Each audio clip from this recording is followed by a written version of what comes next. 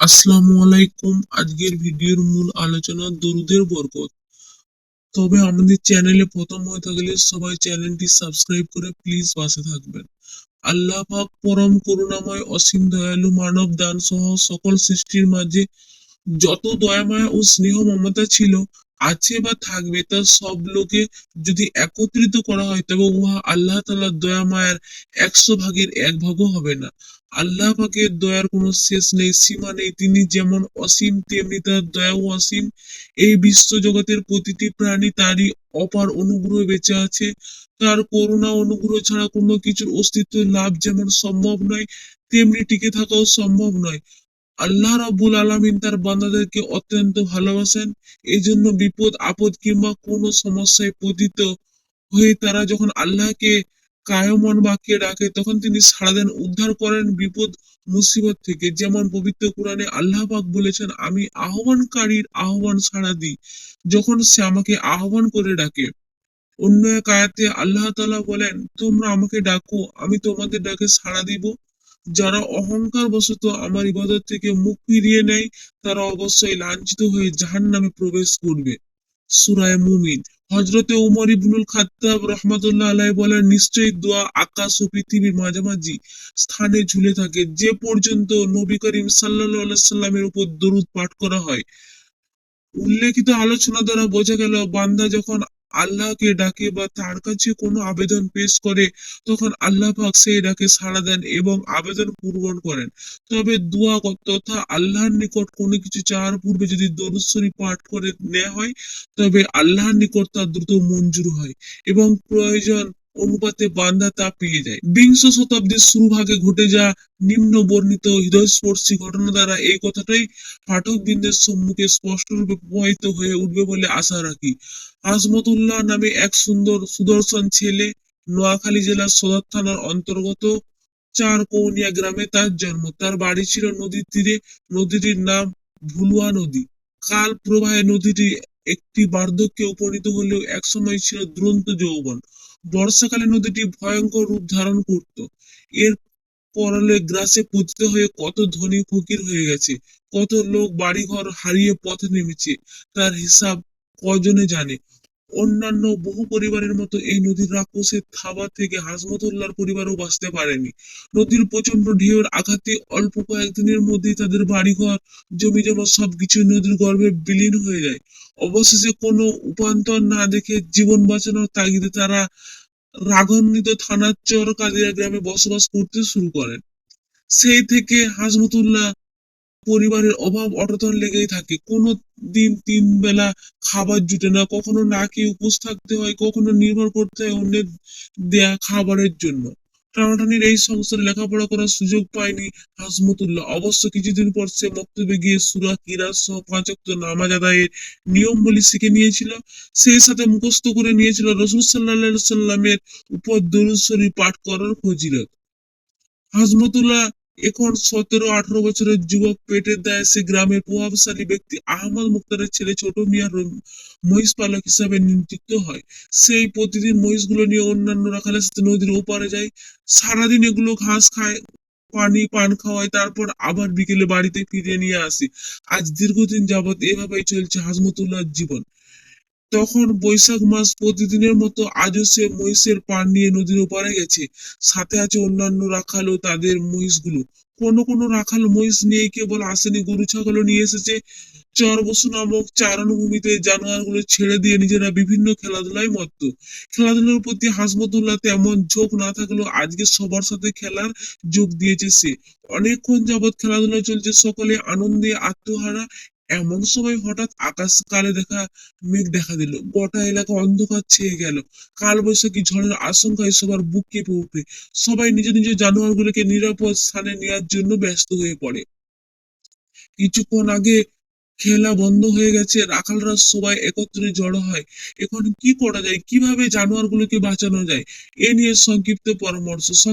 সিদ্ধান্ত হয় প্রত্যেকেই যার যার মহিষ ও গরু ছাগল পান নিয়ে নদীর পার হয়ে শান্তির হাটের পূর্ব উত্তর উঁচু স্থানে চলে যাবে।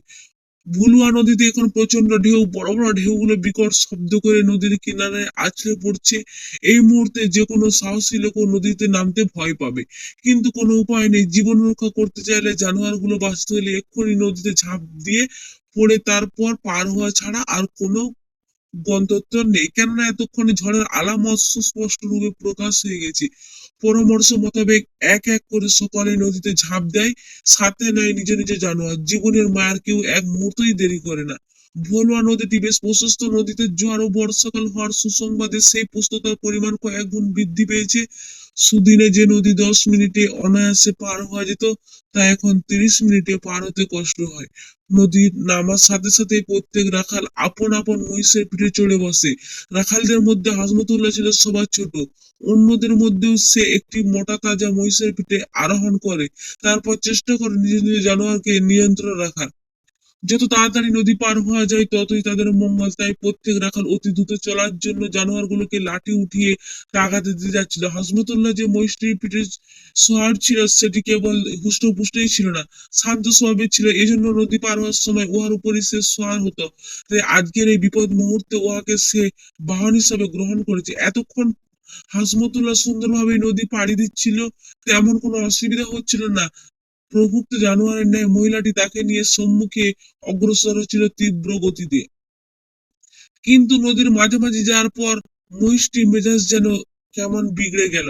সে তার পিঠে উপবিষ্ট লোকটিকে নিজে নামানোর জন্য এত এলোপাতাড়ি শিং দিয়ে আঘাত করতে লাগলো। শুধু তাই নয়, একবার এদিক আর একবার ওদিকে যাওয়ার কারণে উহাকে নিয়ন্ত্রণ করাও হাসমতুল্লাহর পক্ষে কঠিন হয়ে দাঁড়ালো।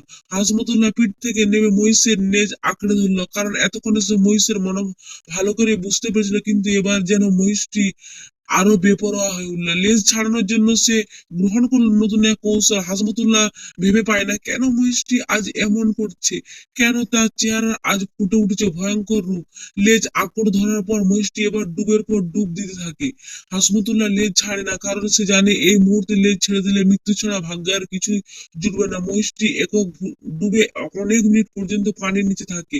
কোনো কোনো ডুব সময়ের পরিমাণ আরো বৃদ্ধি পায়। ইহা মহিষের পক্ষে সহ্যের সীমা থাকলেও হাসপাতালের পক্ষে সীমা ছড়িয়ে গেল। শ্বাস বন্ধ হয়ে জীবন বায়ু বের হয়ে যাওয়ার উপক্রম হলো। নাকে মুখে সমানভাবে পানি ঢুকতে লাগলো।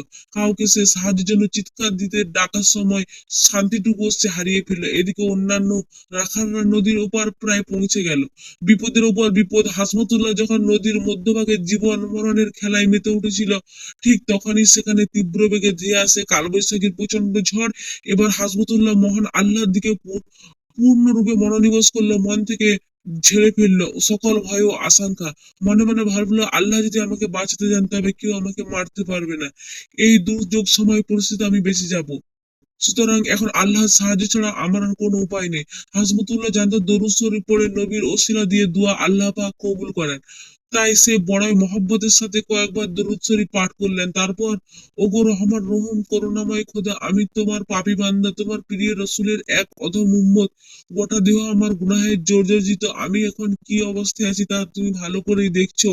হে দয়ার আধার, আমি তোমার রসুলের উপর কয়েকবার দরুদ পাঠ করেছি। এবার তার ওসিলায় আমি তোমার নিকট বিপদ থেকে মুক্তি চাচ্ছি। কিভাবে তুমি আমাকে মুক্তি দিবে তা তুমি জানো খোদা। আল্লাহ পাকের কুদরত বোঝায় বড় দায়।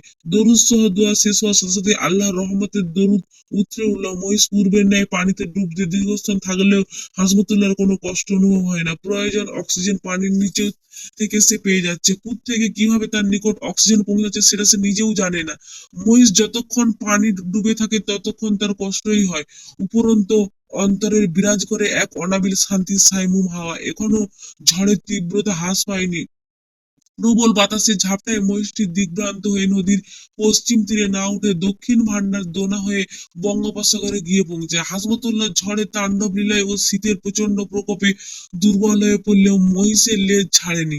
আল্লাহর অপরিসীম দোয়া বরকত একদিন, দুদিন, 3 দিন, দীর্ঘদিন দিন রাত পর কয়েকজন মাঝি মহিষের লেজ ধরা অবস্থায় তাকে বঙ্গোপসাগরের কিনারা থেকে উদ্ধার করে, অতঃপর খোঁজ খবর নিয়ে তাকে বাড়ি ফিরে যায়। আল্লাহ পাক আমাদের সকলকে এই ঘটনা থেকে শিক্ষা নিয়ে তার দয়া কুদরতের প্রতি অটল বিশ্বাস এবং মহানবী সাল্লাল্লাহু আলাইহি সাল্লামের প্রতি দরুদ পাঠের ফজিলত অনুসরণ করে তার উপর আমল করার তৌফিক দান করুন।